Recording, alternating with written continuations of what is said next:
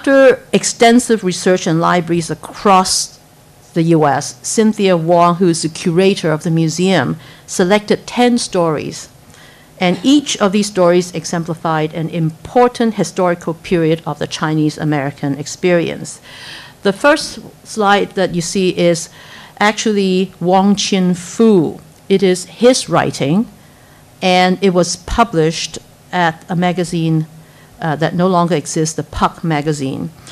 The narrative texts that are in each of these videos are extracts from diaries, from their writings.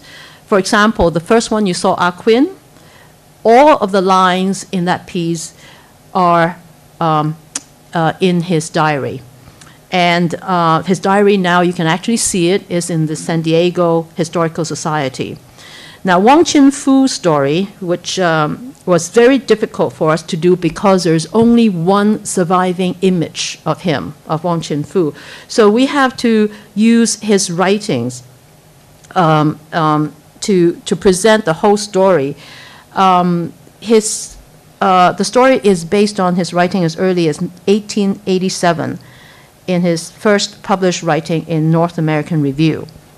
Afterwards, his writings, his essays have been published in Cosmopolitan. Yes, Cosmopolitan go back to the 1800s, Atlantic, and Harper's Magazine. And with Anna May Wong's piece is based on transcripts of her interviews. The research that we have done, we will extract all of the writings, but there will be like massive pages and pages of it. And we will send it then to the writers. And as you see some of the names of the writers, we have Maxine Hong Kingston, Gis Jen, Ha Jin, and David Henry Wong, and Stan Lai. Some of them are playwrights, prominent writers. And this is something that original script that Maxine Hong Kingston sent back to us of Charlie Toy. As I said, we only want 5 minutes, but the story that she sent us 2 pages, and it would, for an actor to read it, they have to read it very fast. It'd still be 10 minutes long. So I had to spend time in revising it. The way I revise it, I have to look at the whole script and see, you know, what are the essence of it that could tell his story that is related to that historical time. And then also, always worried about what visuals we're going to put in. So I worked on it, and then this is the one that I would send to Maxine, and Maxine will read it and then approve it. So then this is the reading script for the actor, which page 1 and page 2. Then this kind of fits into like our 5-minute goal. The process of editing actually was quite long.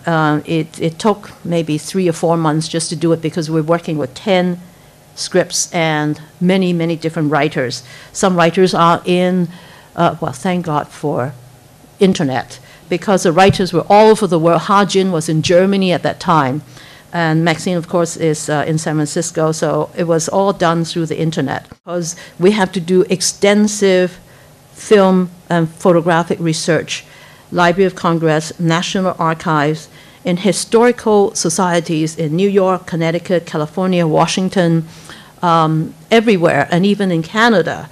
We write to everybody, and then somehow a lot of places have most of the photographs and video on digital files already, and it was it actually made our life a lot easier. And we also looked into magazines and books of that period to look for these kind of cartoons and caricatures. And especially for the early pieces, let's say any pieces that was before the 1940s, there were very few photographs, and of course there were no film. So we had to rely on a lot of caricatures of Chinese and magazines, especially in Wong Chin-fu's piece that you saw. That animation at the very beginning, that was just a great animation that we found. And so we had to, you know, work on all different kind of media that we could get. The editor of all of the 10 pieces is Doug Rossini. I worked with him in several of my other projects. And we spent a lot of time in designing each video to give it, as I said, before, the special kind of visual motif that would represent the story. For example, in our Quinn story, there was a lot of train because he traveled a lot, train from San Francisco to Alaska, from Alaska, and then down to San Diego. And in his story, we have dug up a lot of old photographs of Chinatown, photographs, postcards, and moving images of trains. And with Anna May Wong, we decided to use her films to build her story, as I said, to highlight her sensuality. And money was also an issue for us because the whole 10 pieces, I only have $40,000 to do it. And a 3-minute film clip that we used for Anna May Wong was $500. But this one photograph that you see here from Getty Image of her, which we used, would cost $300. So the Anna May Wong piece, we had to consider that, okay, how much budget do we have? If we built her story with a lot of photographs of her, it would cost us thousands of dollars. But with that film, and we slow it down, we cheat it, we slow it down, so it still costs us $500. And I decided to talk a little bit about the women, because the women were missing, so we should talk about those who were left out of the picture as well.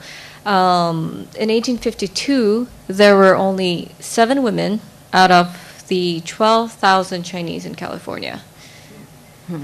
In 1900, at the turn of the century, only 5% of the 90,000 Chinese were women. The reasons behind this disparity was partly cultural. Women were expected to remain at home, so bound feet for upper-class women prohibited their traveling. But even peasant women were expected to stay at home. More importantly, though, women were kept back, especially wives were kept back as a way to keep the sons bound to home. So if you had a wife at home, you were more likely to send money home. And Chinese migrants had also been warned not to come to America and subsequently did not bring their families because of the harsh frontiers and racial animosity. They did not want to subject their families to that. Once the men left mining and railroad construction for more stable work in farming and shopkeeping, Chinese families began to form, although this proved to be very difficult because of the scarcity of women in the U.S. It was almost impossible for Chinese men to bring their wives over from China, except if they were merchants, it was a little easier. There are accounts of Chinese immigrant fathers who regularly cut pictures of children from calendars, ads, and newspapers, and saved them in a box, only to be discovered decades later in an abandoned store. So that tells you how much they missed their families. Family members who did immigrate, true sons or wives and paper sons, usually memorized coaching books. These books contained between 150 and 450 questions and answers about family histories. And true sons were just as liable to fail these exams at Angel Island as paper sons were. So I'll give you a few examples of these questions. One question was, the 2 times you met your husband before your marriage, what clothes did he and you have on? Second question, a little easier, were there any musicians hired for the wedding celebrations? The third question, did your husband, Yung Hen Sen, ever live or have a meal at your maternal grandfather, Chin Lung's house? So if you got these questions wrong, you would be deported. And so if you could answer these questions, you were let in. So we'll watch a video about that.